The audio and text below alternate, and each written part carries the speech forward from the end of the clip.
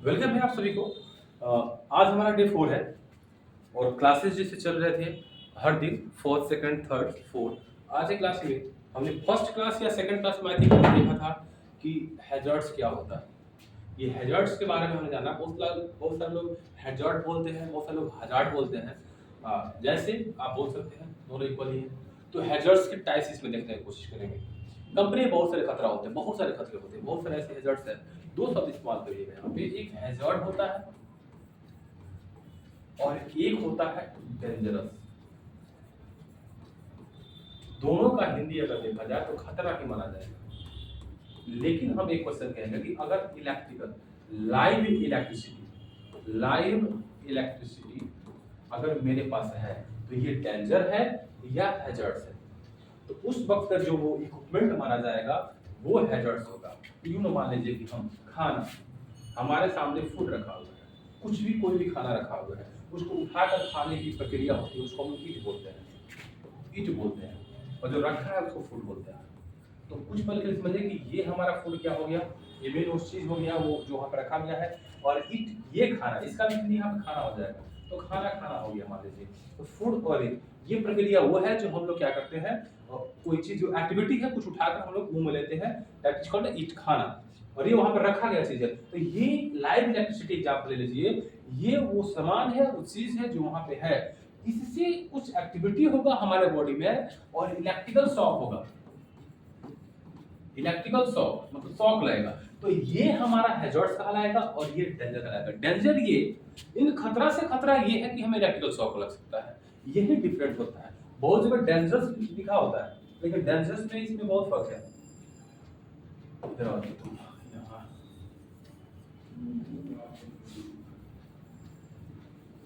तो ये हैजर्ड है। कंपनी में बहुत सारे हैजर्ड्स पाए जाते हैं,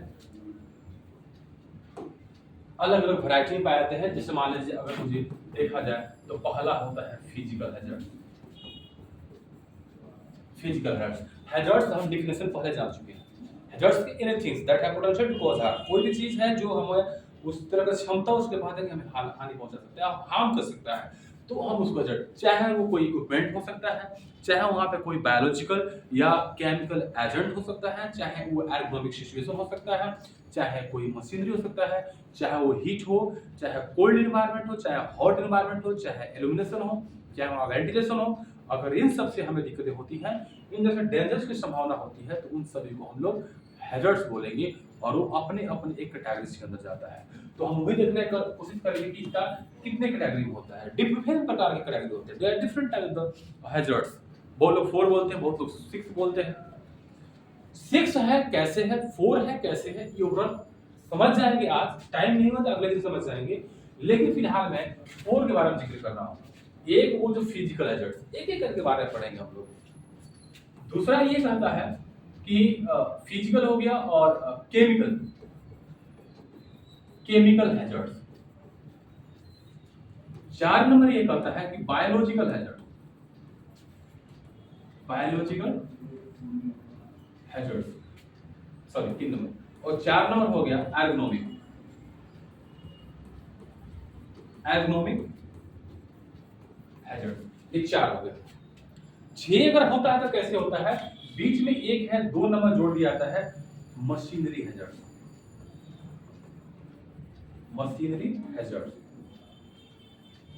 एक ये हो गया, 2 इसको मान लिया जाएगा, 3 इसको मानेंगे, 4 इसको मानेंगे और 5 हमारा होता है 5 नंबर यहाँ पे इन्वायरमेंटल और ऑर्गेनाइजेशनल हैजर्ड्स। तो यहाँ पे हम देखेंगे ऑर्गेनाइजेशनल हैजर्ड्स। और 6 नंबर हो जाएगा हमारा इन्वायरमेंटल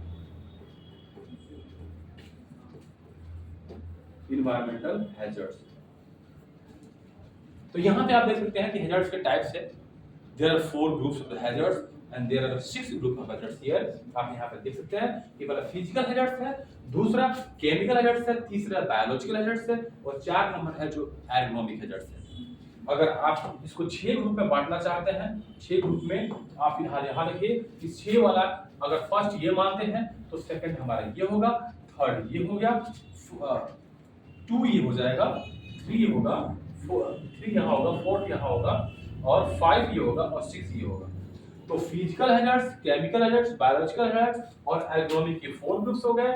इसी को अगर 6 बनाना है तो ये हम एर्गोनॉमिक को हटाना पड़ेगा और ऑर्गेनाइजेशनल, एनवायरमेंटल और मशीनरी हैजर्ड्स को जोड़ना पड़ेगा। तो ये अब ये एक-एक करके पढ़ेंगे तो हम लोगों को क्लियरली पूरा समझ में आ जाएगा कि साइट में वो कौन-कौन से हैजर्ड्स है, कौन सी किस ग्रुप में जाएंगे। अकॉर्डिंग मान लीजिए कि कुछ सपोज यू नो बहुत सारे ऐसे केमिकल यूज होते हैं कंपनी के अंदर जो केमिकल से इफेक्ट होते हैं। बहुत सारे डिजीज होते हैं जो केमिकल से इफेक्टेड होते हैं, तो केमिकल का अंदर जाएगा। बहुत सारे ऐसे बायोलॉजिकल वास्ट कचरा, वायरस हो गया, बैक्टीरिया हो गया, पैरासाइट्स हो गए, कार्सिनोजेनिक हो गया, मक्खी जो हो गए, मच्छर, इन सबसे जो बीमारी पैदा गंदगी से पैदा होता है वो बायोलॉजिकल एजेंट कह जाते हैं। केमिकल वाले केमिकल एजेंट हो जाएंगे। तो बायोलॉजिकल हो गया, ये केमिकल हो गया। Physical you know about temperature, cold environment and hot environment, illuminations, ventilations, radiations, electricity, these are also come under the physical hazards। तो ये physical hazard हो जाएगा। आता है मशीन, जितने मशीन यूज करते हैं आप, छोटा हो बड़ा हो, उस मशीन से इफेक्ट इस दो तरीके से होता है। एक होता है मैकेनिकल और एक होता है non mechanical. Non mechanical, mechanical जब when you contact with machine directly contact में आते हैं, जैसे कि स्टैबिंग हो गया, इंटेगलमेंट हो गया, कटना हो गया, वाउंड हो गए, अब्रेशन हो गए, इस तरह का फ्रैक्चर हो गया, इस तरह का जो भी इंजरी होता है वो मैकेनिकल होता है। लेकिन आप समझते हैं बहुत सारे मशीन ऐसे भी हैं जो दूर है लेकिन परेशानी दे रहे हैं। वो कैसे? अपने नॉइज से, हैवी नॉइज से, लाउड नॉइज से। बहुत सारे मशीन है जो अपने वाइब्रेशन से हमको इफेक्ट दे रहे हैं, हमारे टच में नहीं है लेकिन उससे इफेक्ट आ रहा है। इफेक्ट आ रहा है तो वो नॉन मैकेनिकल में जाएगा। और जिसके कांटेक्ट में आने से, if you contact with the machinery, suddenly हमें इंजर्स का सामना करना पड़ेगा, जैसे कि फ्रैक्चर हो गया, टूट गया, घाव बन गया, या अब्रेशन किसी तरह का ऐसा, स्टेबिंग हो गया, इंटेगलमेंट हो गया, फर्स्ट डिग्री ट्रैपिंग हो गया, ये सारे के सारे मैकेनिकल ग्रुप के अंदर जाएंगे। तो ये हमारा हैजर्ड्स का टाइप्स है, तो किस तरह से 4 होता है और किस तरह से 6 होता है, ये इस क्लास में हमने जाना। अब 1 बाय 1 हम समझेंगे अगले क्लास में कि फिजिकल हैजर्ड्स के अंदर क्या आता है, केमिकल के अंदर क्या आता है, बायोलॉजिकल के अंदर क्या आता है, एग्रोनॉमिक के अंदर क्या आता है, ऑर्गेनाइजेशनल, एनवायरमेंटल और मशीनरी के अंदर कौन कौन से ऐसे मशीन है या कौन कौन से सिचुएशन है जो इसके अंदर आते हैं। तो नेक्स्ट क्लास के लिए बने रहिएगा और उम्मीद कर रहे हैं कि आप लोग पढ़ रहे हैं, वीडियो के थ्रू पढ़ रहे हैं या ऑफलाइन और ऑनलाइन दोनों तरह से पढ़ रहे हैं। और पढ़कर समझिए, कोई दिक्कत हो you can ask without hesitation. यहीं पे स्टॉप करेंगे। Wish you all the best, thank you so much.